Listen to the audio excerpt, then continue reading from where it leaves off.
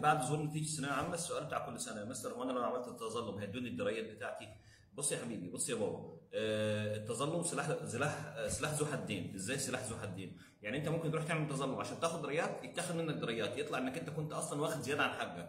هو التظلم مش اسمه تظلم معناها ان انا مظلوم الحقوني وصياح والكلام ده، لا. تظلم يعني ادوني حق، لا اكتر ولا اقل. ممكن تكون كنت واخد زياده فتاخد ايه؟ اقل. ممكن كنت واخد قليل عن حقك فتاخد الدرجات اللي ليك. اعمل حسابك واعمل حسابك، لو مش واثقين في الماده ومدى حلكم فيها ما تعملوش تظلم. طب هنعمل التظلم ازاي؟ انت لما بتاخد شهاده الثانويه العامه كده بيكون فيها رقم سري من تحت. الرقم السري ده بتدخل على موقع وزاره التربيه والتعليم، عاملين لك لينك.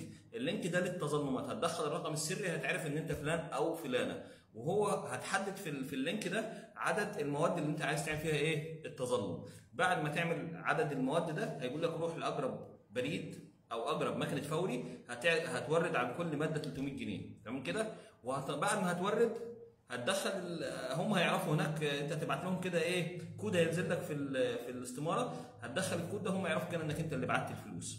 بعد كده هتروح هتنتظر منهم رساله. الرساله دي هتجيلك انك انت تتوجه لمنطقه او لجنه النظام والمراقبه. ايه لجنه النظام والمراقبه دي؟ الكنترول. كل محافظتين ثلاثه كده ليهم كنترول في النص كده، في محافظه من المحافظات هو اللي بيلم الاوراق وبعد كده بيبعتها على القاهره. لما تروح الكنترول ده هيعملوا معاك ايه؟ هيجيبوا لك البابل شيت بتاعك، هيجيبوا لك كراسه الاسئله بتاعتك اللي انت كاتب عليها اسمك واللي انت ماضي عليها في اللجنه انك انت استلمتها، عشان كده كانوا بيمضوكم في اللجنه. هيجيبوا لك نموذج معتمد من الوزاره بالاجابات، عشان انت ما تقولش لا اصل انا شايف ان الاجابه دي كذا، هم ليه حاسبينها كذا. النموذج معتمد من الوزاره بالاجابات، ورقه هتكتب فيها ملاحظاتك. ملاحظاتك دي: يا جماعه والله انا عملت الاكس ما كانش قصدي، انا كان القلم اتهز في ايدي، اصل انا كنت تعبان يومها، اصل انا الاجابه دي كنت متشكك فيها. وبعد كده كل الكلام ده بيروح على القاهره، يعرض على المختصين مستشارين الماده، وبعد كده هم يردوا هل الولد ده او البنت دي يستحقوا درجات التظلم او ما يستحقوهاش.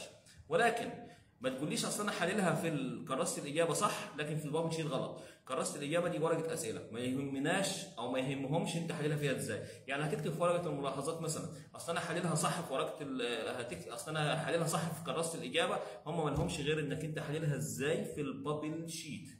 الحاجه الوحيده اللي انت كاتبها بخطك وممكن تراجع هي الاسئله المقاليه، لان بيجي لك برضه ورقه الاسئله المقاليه بتاعتك والنموذج المفروض ان هو معتمد من الوزاره، فهي بتكون من ضمن الاشياء اللي انت بتقوم بعمل تظلم فيها.